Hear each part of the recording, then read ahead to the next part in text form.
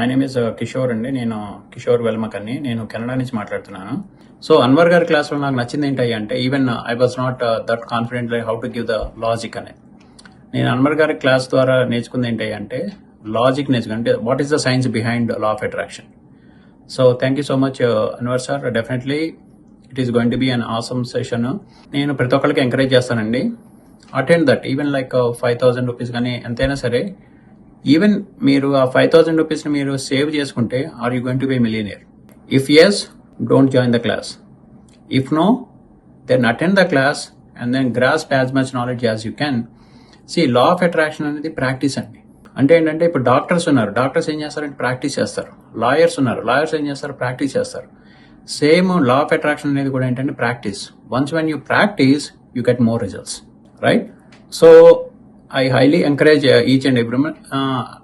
I would like to thank my family to support me in this process.